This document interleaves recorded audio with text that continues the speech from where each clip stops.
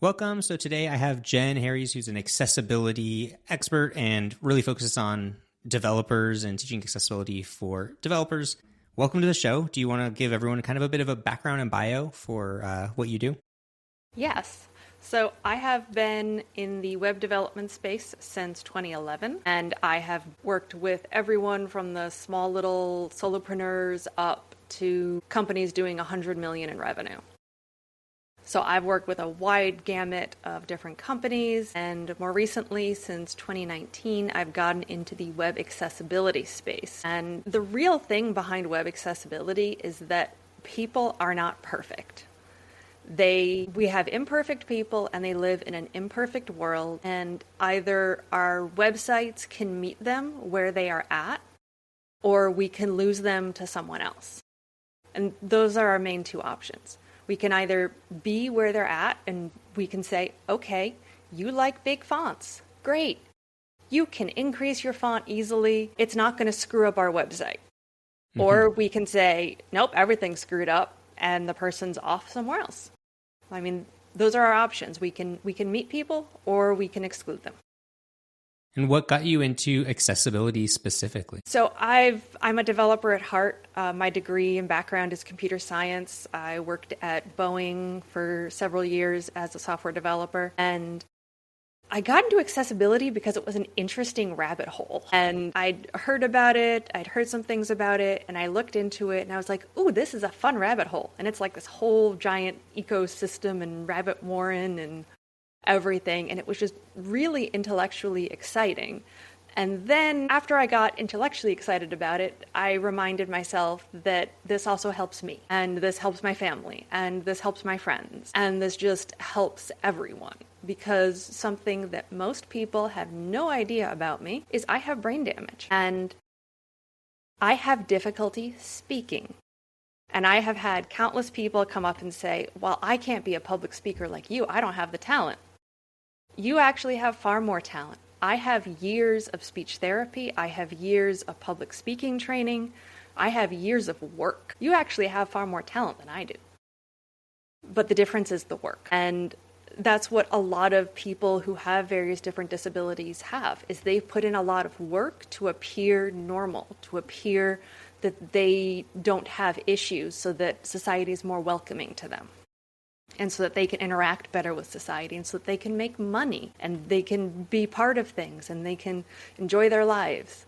But that doesn't mean that these people don't have regular challenges that they face. And we can be nicer to them, or we can exclude them and they can go somewhere where their people are nicer. And I think you talked about that it's a lot of work. And I think that's one of the first struggles maybe developers have when they start hearing about accessibility. Because I know when I started, I did not pay nearly enough attention to it. I would not want to go look at some of the earliest code I wrote. There's no school that you go to a lot of times to teach you to be a web developer. You just start doing it. And when people see accessibility, they think, well, why do I need to put in all of this extra effort, or why should I be responsible for doing the work? What do you typically say to that sort of mentality? So realistically, it is not a ton more work if you follow the guidelines. So if you aren't trying to make flashing neon green buttons to start with, guess what? It's not a ton more work. If you follow semantic HTML, you don't have to go do a whole bunch of ARIA and testing. But if you try to make an entire website built of nothing but divs and JavaScript everything, you're actually going to end up doing far more work. So do you really want to go down the far more work path by not using the semantic HTML button element and instead trying to code up a div and tie 15 pieces of JavaScript to it? Or do you just want to do it the easy way? I was building a toolbar for a website, and I could set up some buttons and tie them into some different JavaScripts, or I could just use the semantic radio buttons that are built into HTML. They're sitting right there. They display all the options for everyone. And I could just use those, and I didn't have to write any custom code at all to handle it. Yeah, it's like the simplest solution a lot of times is usually the best solution. And for some reason, there is a branch of web design that has gotten so crazy, and it feels like you're building these huge sandcastles of components and interactivity and stuff. And, on the flip side, a lot of what I think people are working on right now that at least listen to this is WordPress specifically, which is more marketing sites, landing pages, content-driven sites and stuff. What level of your work is WordPress versus, let's say, like other frameworks or just other parts of the internet? So most of my work is in WordPress. I started out in WordPress in 2011, and I have been a WordPress developer since then. I run the WordPress meetup group for Baltimore, so I'm quite involved in the WordPress community and in developing WordPress and working on WordPress. So it is mostly WordPress, but when it gets to a lot of front-end development and whatnot, I don't need to read the back-end code necessarily that you've written to be able to tell you if what you're producing on the front end is right or wrong. I need to be able to understand the code on the front end and say, okay, here are your main issues. Here's where stuff's going wrong. This is the code you need to be outputting instead. Like one of the big changes in WordPress has been the block editor, which kind of controls a lot of the front end semantic HTML. Like you can write custom blocks and custom plugins, and that's a separate issue. But for just a standard WordPress site that uses the block editor where you don't really control the HTML as much anymore, do you see that as like an improvement that we're able to have one sort of code, building engine that we can keep improving, or, is it causing problems? I mean, what do you think? Well, the block editor itself and a number of the recent things that have been introduced on the back end of WordPress, quite frankly, very little, if any, accessibility was even considered when they were put in. Quite frankly, sometimes in WordPress development, it ends up being a bit of mob rule, and sometimes that can lead to some bullying and some other issues. Quite frankly, sometimes the loudest voices win, and not necessarily what is truly good for long-term sustainability of a platform. Yeah, it's funny because speaking about just the editing experience in WordPress, it's a lot of times I will be in GitHub and I will see the issues, and there's usually two different things. Sometimes there's an a user experience improvement that people want that conflicts with accessibility, and so there needs to be a solution.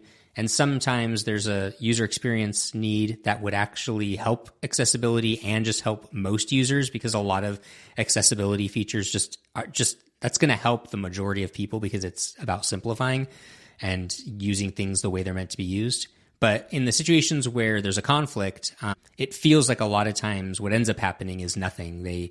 Here's a problem, we can't agree on a solution, and then it just sits there, and then the problem doesn't get fixed for either user, or not. It doesn't really get fixed for anybody. It just gets ignored or something like that. At least I feel like that's what I keep seeing.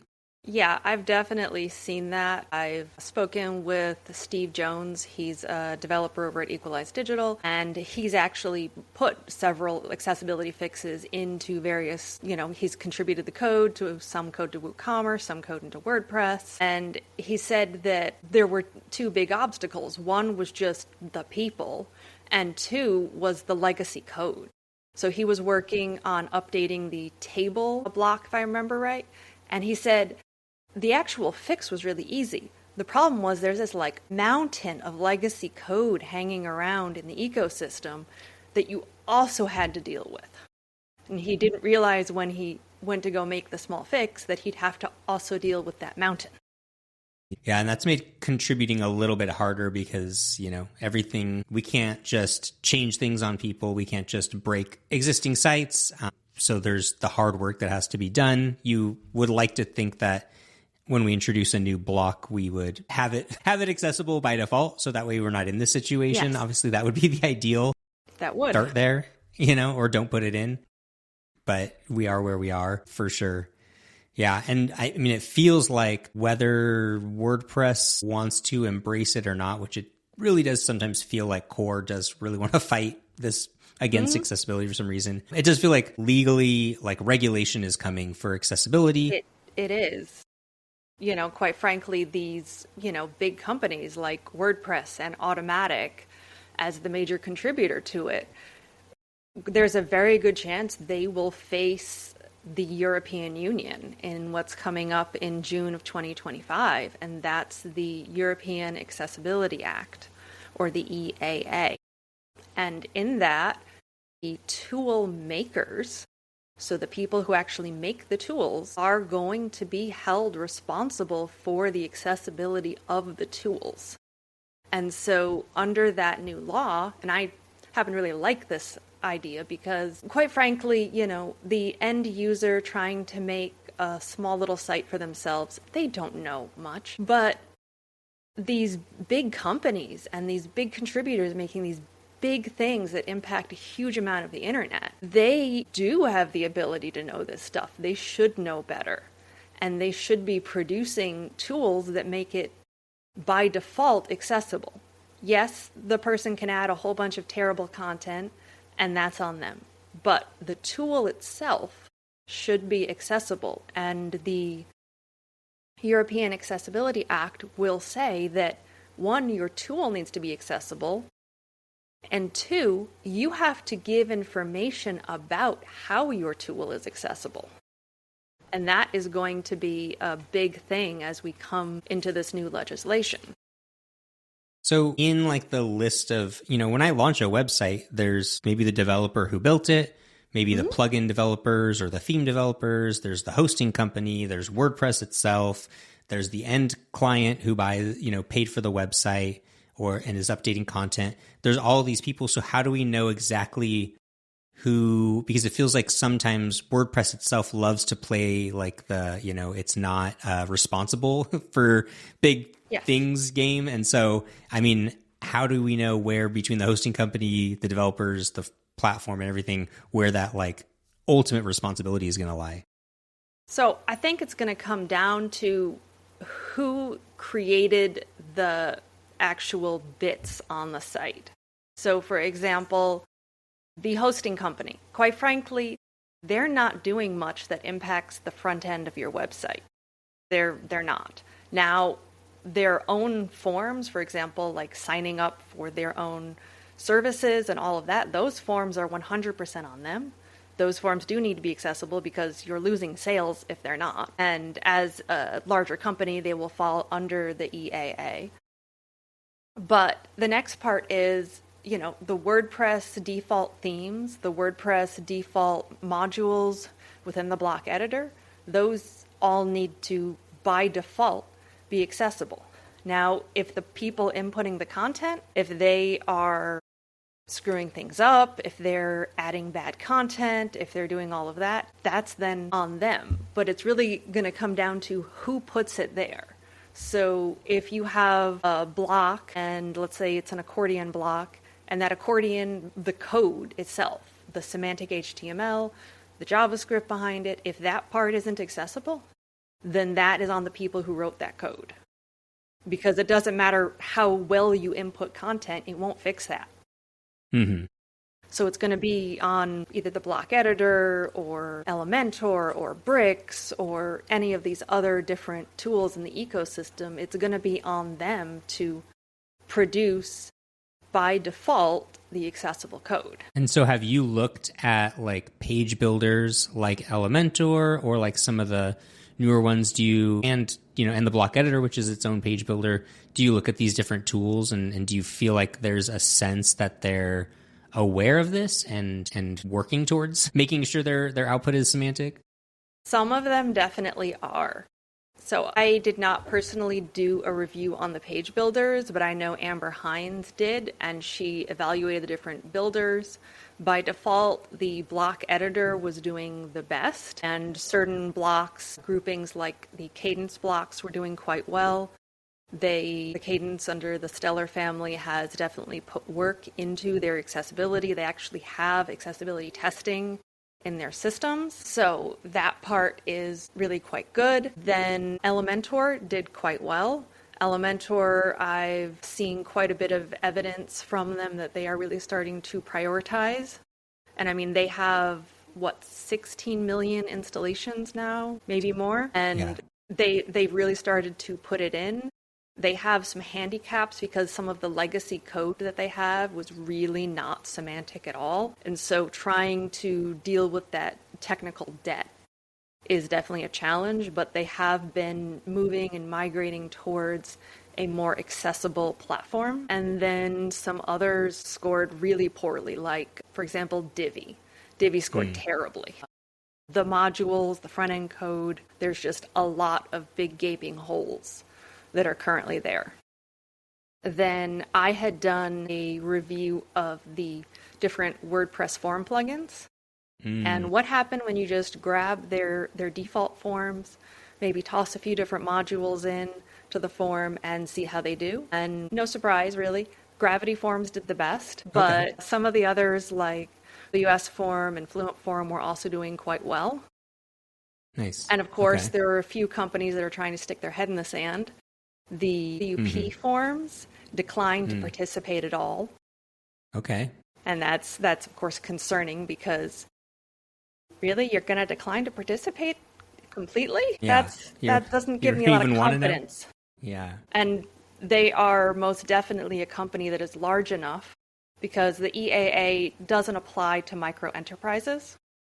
Okay. So you need 2 million euros a year or 10 or more employees to apply. But UP Forms, for example, they are that large. They are large enough that it will apply to them. But right now it appears they're sticking their head in the sand. So, I mean, if they're not based in the EU, that would just mean that they would have to stop selling in the EU if they, for some reason, caught attention from regulators. If they caught attention from the EU, then they would basically need to choose between no longer selling in the EU or moving into compliance. So one of the things that I do like about the EAA is that the first line, the first thing that's going to happen is you're going to be told to fix it. You're not going to be given a fine up front. You're going to be told to fix it, and you're going to be given a specific amount of time, and that varies by country and whatnot. But the first thing is you're going to be told to fix it. Like, you're not going to be, hit upside the head. But if you don't, then fines can start at 60,000 euros. In Spain, I believe, the fines can be 5% of your annual revenue. Wow. Okay. Yeah. So that's. Yeah.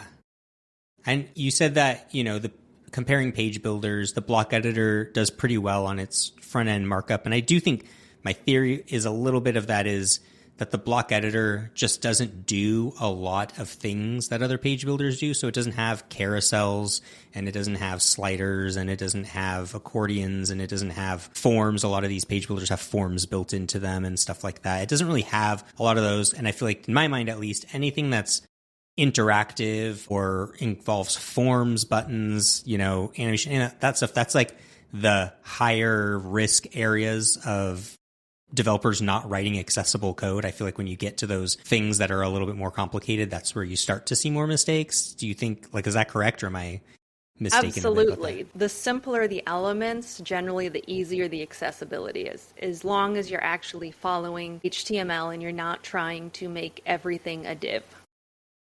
Okay. Because divs are not everything. Yeah. Divs have their place. I use plenty of divs, but they're not headings, they're not buttons, they're divs. So definitely the fewer interactive elements you have, the easier the accessibility is to make and to verify. So then for a lot of developers, then in WordPress, obviously page builders are a huge part of that, but there's still a group that love to hand code their themes. Maybe they use advanced custom fields or something, and they love to build their stuff from scratch. And I bet that there's a large part of them that are leaning into AI coding. I know I definitely am using, jumping into my code editor and letting the AI kind of scaffold some stuff for me, or at least get some stuff down or make some fixes and stuff.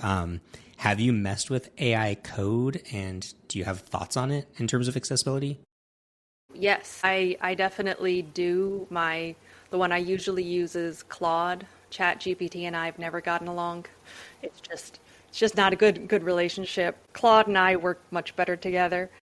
With Claude, for example, I can go into the preferences area and I can give it a list of some different instructions that I want it to basically always follow. Okay. So I tell it my preferred programming languages. I tell it that I like to work with WordPress a lot. And so it can use those inputs and it puts them in with basically every single prompt that I send. And that can help Claude give better responses. So for example, one habit that it had before I put in a note to fix it was it never ended any bullet points with punctuation. It would always just give me a whole bunch of bullet points and with no punctuation at the end. And that makes a screen reader just read the whole thing off super fast. And you're like, interesting. I can't process any of that. So what I did was I just told it to always end bullet points with a period. And then it's followed that instruction because I put it in there. And you can tell it to do specific things or to reference certain things every time it does something. And that really can improve the outputs that you're getting to start with. The other thing is I always treat my AI as basically a really eager intern. Mm-hmm. And it's going to enthusiastically execute whatever I give it. Lots of enthusiasm. Yes. Unfortunately, like most interns, it needs to be supervised. So yes. You have to give it really clear prompts. You have to make sure that it, you have given good instructions because it's going to enthusiastically execute whatever you give it. And the other thing is I like to use the PASS acronym for performant, accessible, secure, and stable. So I want to always evaluate what it's given me against that criteria. Is this performant, or did it use some really bad looping to, 4 layers of loops to do this when it could have done it in far less? Is it accessible? Is it using semantic HTML? I have it in my instructions for Claude to always use semantic HTML. Then is it secure? You have to make sure that you are, filtering your inputs and filtering your outputs. And of course, is it stable? Is this code that I can look back on, in 2 years and actually be able to edit? Or is this going to end up as spaghetti code and a nightmare that I'm going to end up having to just completely rewrite because I can't even figure out how to edit it? Yeah, I like that framework a lot because one of the things I've been learning in AI, and especially as you move towards like what they call like agents, where you're trying to let your AI have a little bit more freedom and be a little bit more autonomous, is there's always like, you want it to you kind of want to break it apart where you want it to strategize, you want it to generate, and then you always need that validation step. And everything you do, you generally need like a second prompt or something in the workflow that says like, okay, now validate it. And I wonder if we could get to a place where there could be some decent accessibility validations that are a little bit more automated, at least, just for stuff that you can tell by looking at code, which is not the whole picture, but for part of the picture. Can you accessibility audit your code with AI, do you think? So there are some tools already available. For example, the company DQ has a product called the Axe Linter, which can be used on HTML and JavaScript to actually do accessibility checks on the code that you've created to see if it's actually using things like semantic HTML. Did you properly structure your anchor link? Do you not properly structure it? Did you put alt text on the image that you put into the code? And things like that. It can go ahead and check all of that. Okay. But I have to imagine like you've said, nobody should be letting AI write code without understanding everything it does before you use, you have to know what it's doing. There's really no alternative to that. It is a very eager intern, and senior engineers have to review what eager interns do. That's just how it works. So kind of big picture, like for WordPress developers, site builders, people who are building sites or even maybe building products and plugins and stuff, where are you sending them? What are you telling them to focus on, knowing that the next few months are going to become critical for accessibility, and knowing that, that's the EU now, but it's, we're going to see an American probably similar, regulatory situation come. It's not unreasonable to assume it. In the US, we have the Americans with Disabilities Act, and under Title II, which is what governs local and state governments, they've already put in that for most of them, it will be April of 2026, and for a few, it'll be April of 2027. But they will have to meet WCAG 2.1 level AA by those dates, and that is going to include a number of organizations that you might not associate with state and local government. For example, I work with a nonprofit, and they produce educational materials for the Department of Transportation. They are producing things on behalf of a government agency.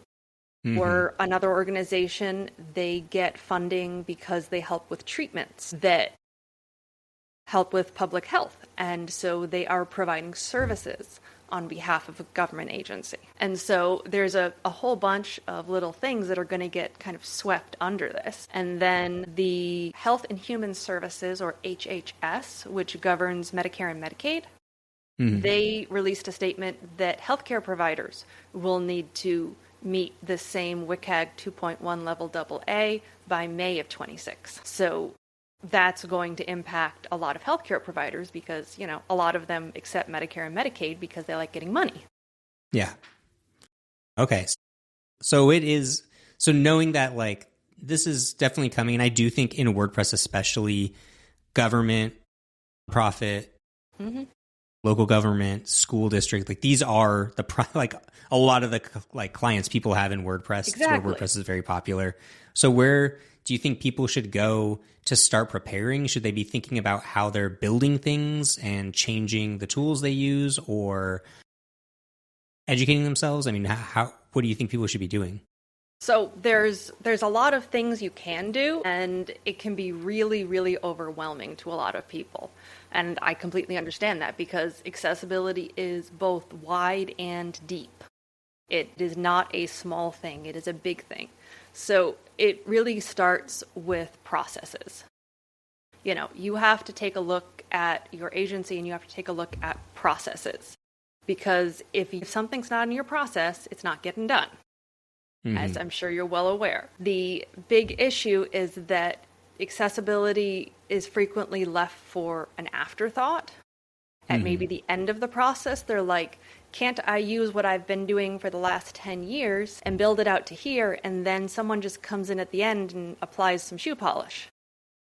No, you can't. You need to go to the beginning of your process, and you need to get it in at the early stages. I actually have a whole video on my YouTube channel about the evolution that an agency will go through from just barely hearing about accessibility to really having a truly accessible process at the very end. And it goes through the different stages of it. There are 6 of them, and you start with very simple up front. You've just barely heard of it. So at that point, you're going to end up outsourcing a lot of it to someone who knows more because you don't know what you're doing. It may be at the very beginning, you are just bringing in a consultant and they're helping you with a lot of steps. My company, Easy Alley Guide, what I do is I've got tons of processes for agencies that are basically ready to go. So we have processes on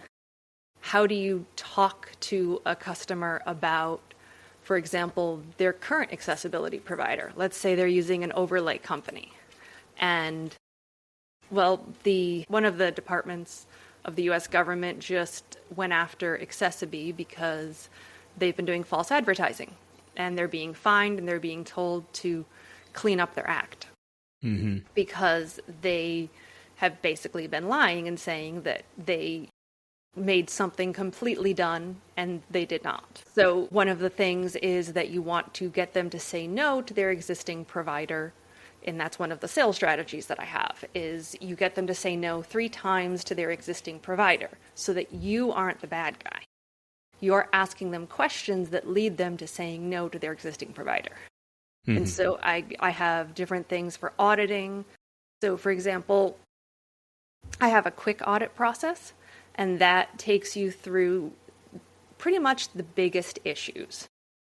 The whole 80-20 principle, where you have 80% of the results come from 20% of the work.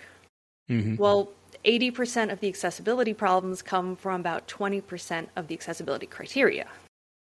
Okay. So if you focus on dealing with those specific criteria and testing for those specific things, you can knock out the vast majority of your actual problems. You can find your problems. You can treat your problems more easily without necessarily going into a long, exhaustive, expensive audit. Yeah, and I was going to say you've done a lot of talks on this. I'll share the link to that video you mentioned, but people should look because you have a ton of good talks and interviews kind of talking about this and presentations and stuff. And so it's like the material is out there. I feel like the vibe is moving towards a lot of developers, especially in WordPress, really do care. Even if the platform doesn't, I feel like a lot of the community does, and that's really great. And so, I'm just grateful that we have advocates like you that are out there sort of like pushing the charge forward on this and just educating everybody. So I just want to say thanks for giving us this tour. I bet we could go again one day and go deeper on any of these topics because there's a lot of like really specific like nuts and bolts of this, but I hope this was like a helpful like overview of everything. So where should people go to maybe like a starting point to learn from you? So you can visit me on the website at easya11yguide.com, and that's where I've got tons of tutorials and videos and a whole learn section, as well as the various different services that I have, which include things like working with your agency and coaching you through the processes and dealing with getting into your actual processes and getting them up to snuff. And then, of course, you can find me on LinkedIn. I am Jen Harries, and that is Jen with a G. So it's GenHerres, and that's how you can find me. Awesome. Thank you again for coming by today. Thanks, Brian. It was great to be here.